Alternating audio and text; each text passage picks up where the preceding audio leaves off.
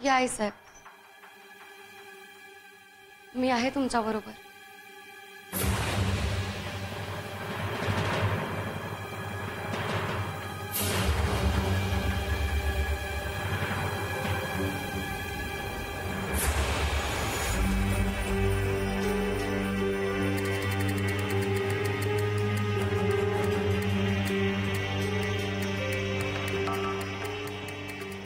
इतक्या वर्षांनी या बंद खोलीचं दार उघडलं गेलं तुझ्यामुळे.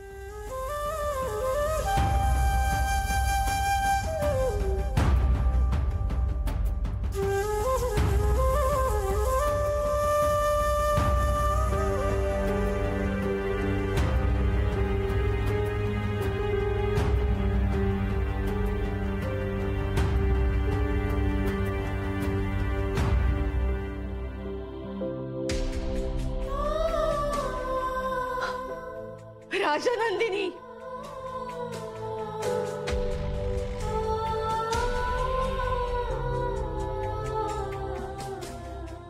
किती वर्षांनी दिसतेस ग.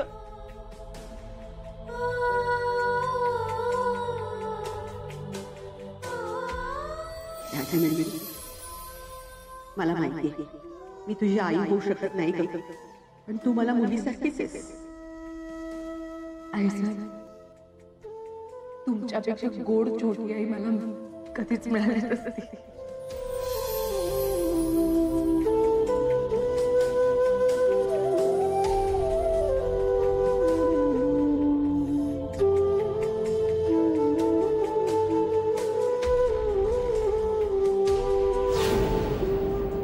हे काय, राजनंदिनीच्या अस्थींचा कलश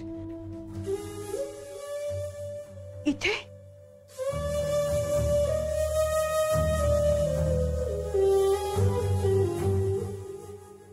पण बघ, त्यांचं विसर्जन का केलं नाही त्यांनी? तिची आठवण म्हणून तो अस्थि कलश जपून ठेवला असेल.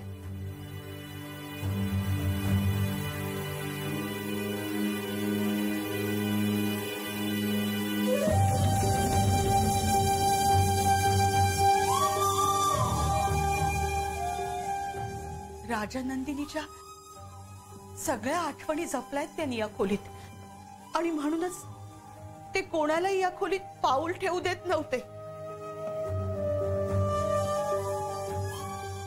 हो आई साहेब. मग हेच विक्रांत आपल्याशी असं का वागले? सांग ना, असं का वागले?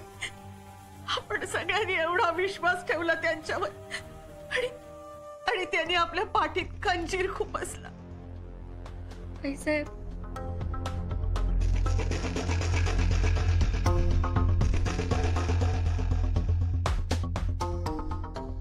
मला एक गोष्ट समजली आई साहेब. आपल्याला मनापासून हवी असलेली व्यक्ती आणि आपल्या आयुष्यात येणारी व्यक्ती ही सारखी नसते.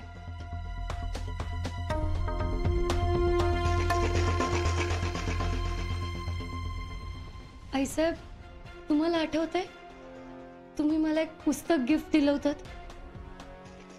तुला पाहते रे. अगं, तुझी वाढदिवसाची भेट आहे ही. आई साहेब, किती छान भेट होती ही. हो, तुझ्या वाढदिवसाला. किती सुंदर प्रेम कथा होती ती. त्या कथेचा नायक होता विक्रांत. मी त्याच्या प्रेमातच पडले आई साहेब. दिसायला देखणा, रुबाबदार, स्वाभिमानी असा विक्रांत. गोरगरिबांची मदत करणारा विक्रांत. हुशारीने, मेहनतीने काम करणारा विक्रांत. आणि आपल्या प्रेयसीवर जीवापाड प्रेम करणारा विक्रांत.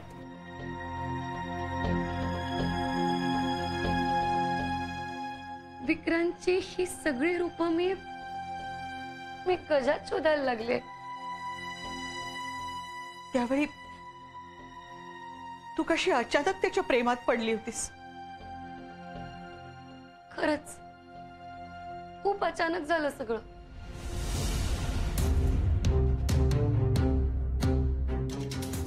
तू मला खूप आवडतेस राजांतरी. I love you. दादासाहेब, मला गजाबरोबर लग्न करायचं.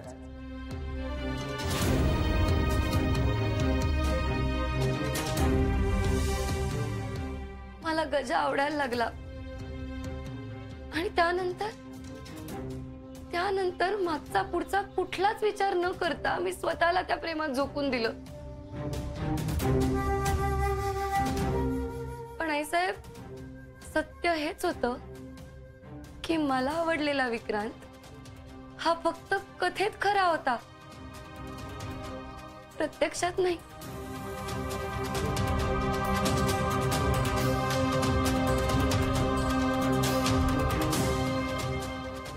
त्यावेळी तुझ्या मनासारखं व्हावं असं वाटलं मला. तुझ्या मनासारखा जोडीदार मिळाला म्हणून किती आनंद झाला होता मला. पण बघा नाही साहेब, ज्या माणसाने माझं अख्खं आयुष्य बदलून टाकलं त्याच माणसाने माझं आयुष्य संपवलं.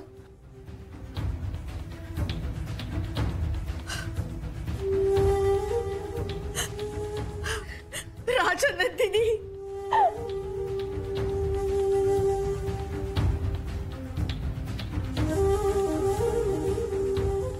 अशी कशी सोडून गेली ग.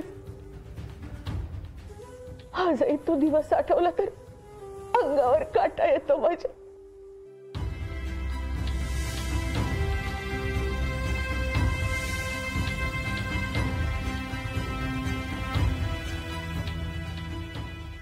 साहेब, तेव्हा मी फसली गेले हो. आणि खरं काय ते कळून सुद्धा मी काहीच करू शकले नाही, कारण विक्रांतने मी काही करायच्या आतच मला संपवून टाकलं.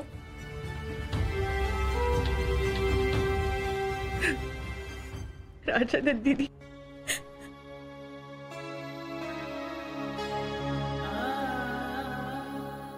साहेब, त्यावेळेस जे नाही जमलं ते मला यावेळेस करायचंय.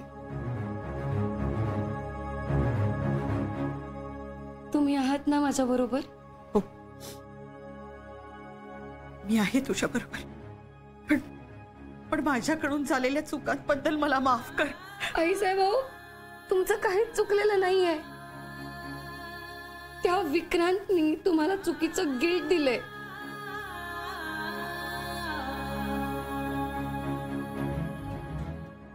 आणि त्याने केलेल्या विश्वासघाताची जाणीव आपण त्याला करून दिलीच पाहिजे.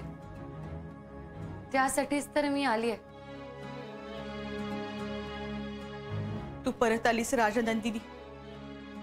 मला अजून काय हवंय?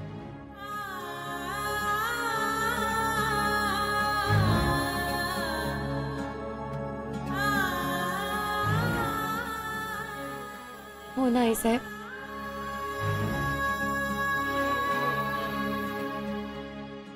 मग तुमच्या मनातलं हे चुकीचं गिल्ट तुम्ही काढून टाका. आपण बघूया काय करायचं ते.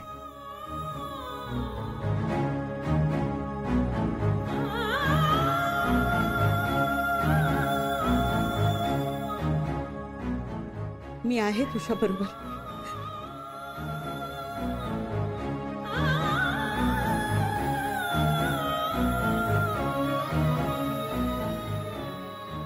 कोणी यायच्या आत आपण इकडनं निघायला पाहिजे. चला आपण जाऊया. चल.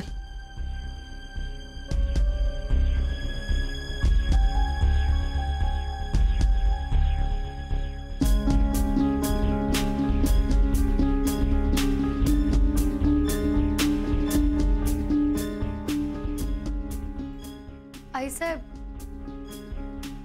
तुम्ही पुढे व्हा, मी आलेच. ठीक आहे.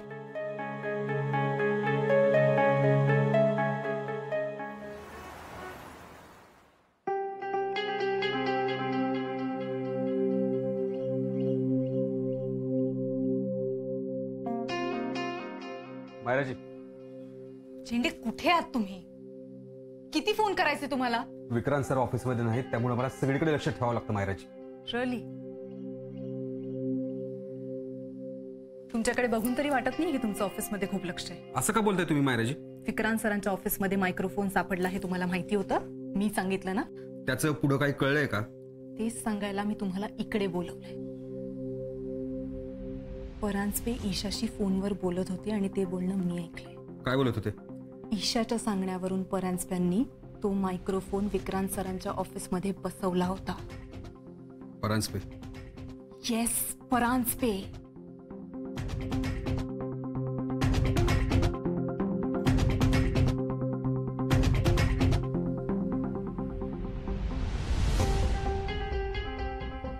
परांजपे काय?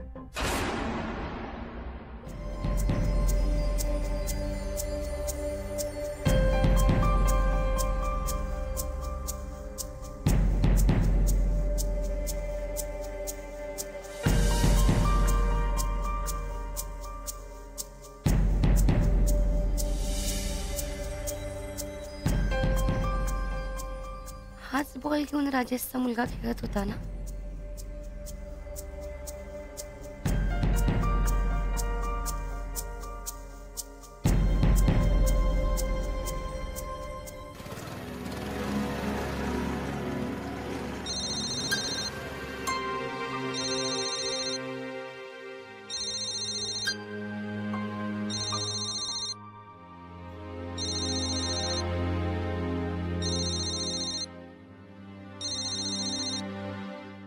Hello Isha madam.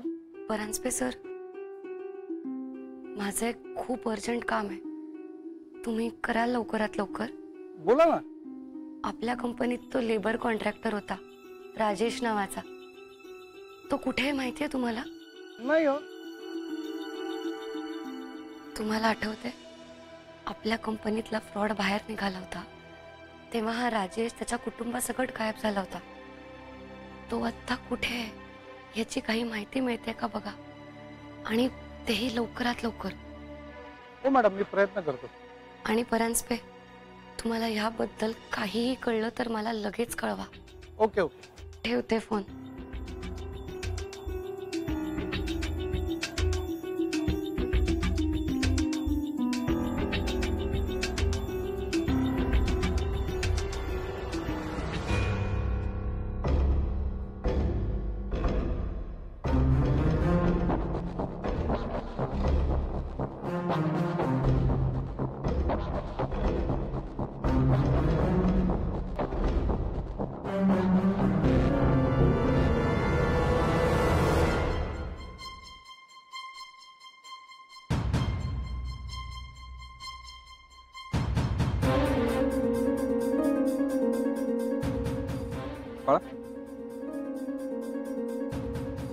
पळा की.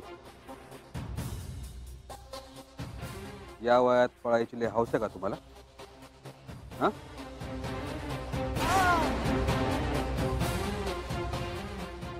परांजपे,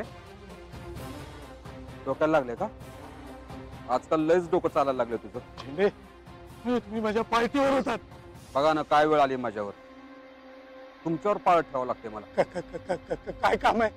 काम काय ना, मी काय प्रश्न विचारेन त्याची सरळ उत्तर देशील? देशील? काय काम आहे?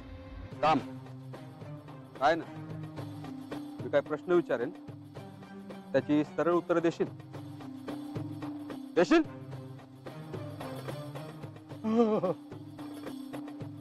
शंकर, उचल.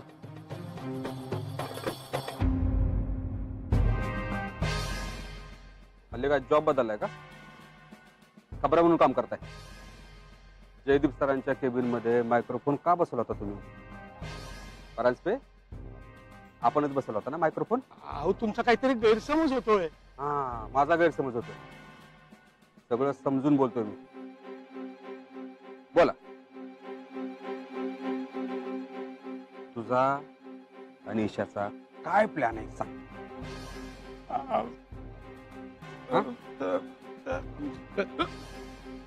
झेंडे, झेंडे मला मारू नका. झेंडे, झेंडे मला मारू. गण बघून म्हातारा रडायला लागलं. बोल बोल, काय प्लॅन होता? बोल बोल. हे बघा, तुम्ही कायदा हातात घेऊ नका. यप. मला शानपणा शिकू नको. माझं डोकं फिरलं ना तर कायदा बिदा मी काय बघत नाही. तुला माहित आहे, विक्रांत सरांच्या वाटेत जो आडवा येतो ना परांजपे, त्याला मी आडवा करतो. तुला चांगलं माहित आहे. काय देवाकडे प्रार्थना करून घ्यायची असते ती करून घे. विक्रांत सरांशी गद्दारी नाही करायला पाहिजे तो परांजपे. ते पटतंय काय? हा?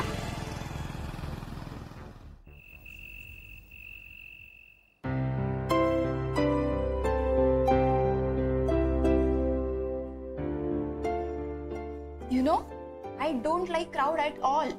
खरंय खरं. आणि ते आपल्या पारावरच्या अंबाबाईला तर इतकी गर्दी असते. I hate it. सुनबाई, तरी तू जाऊन आलीस याबद्दल कौतुक वाटतंय मला तुझं. थँक्यू. भाईसाहेब, तिला कशाला थँक्यू म्हणताय? ती पिकनिक म्हणून जाऊन आली. अरे पण मी गेले तर होते ना. तुमच्या सगळ्यांच्या आग्रहामुळे मी जाऊन आले. ऍटलीस्ट त्याला तरी अप्रिशिएट कर. I was kidding Sonia. Jaydeep आणि राजनंदिनी मला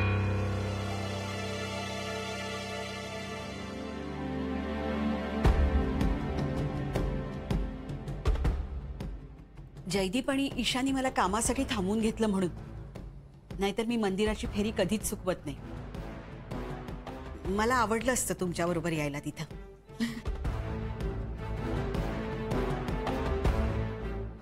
आता यांची मैफिल रंगतीये ना, तोपर्यंत तुम्ही गप्पांमध्ये यांना जरा गुंतवून ठेवा. ओके. पण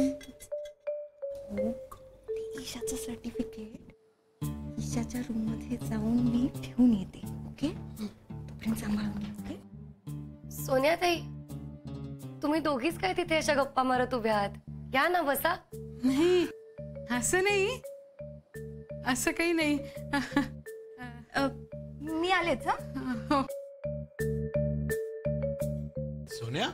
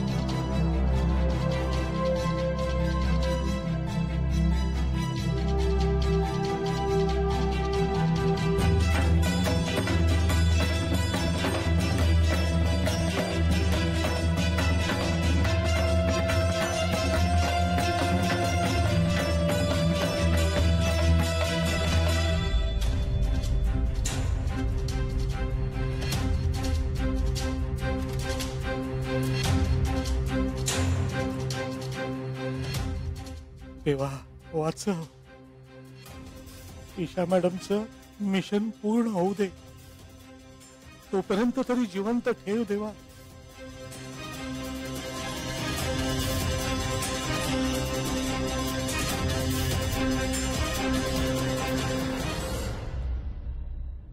बसा ना तुम्ही. हो.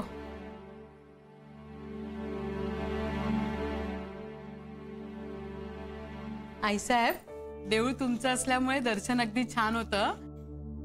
आज पण तसंच झालं. नाही का हो? आणि शिवाय सोन्याताई होत्याच ना आमच्या बरोबर, त्यामुळे जास्तच बडदास्त ठेवली गेली आमची.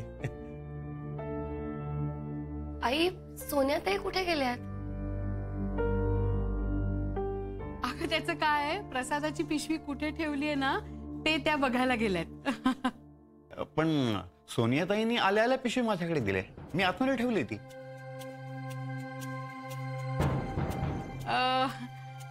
नाही म्हणजे स्पेशल प्रसादाची पिशवी वेगळी ठेवली आहे ना, ती बघायला गेल्यात. हो ना निमकर. हो हो हो. आपण अगदी सुरुवातीला या मंदिरात आलो होतो त्यावेळेस आठवतंय का तुला पुष्पा?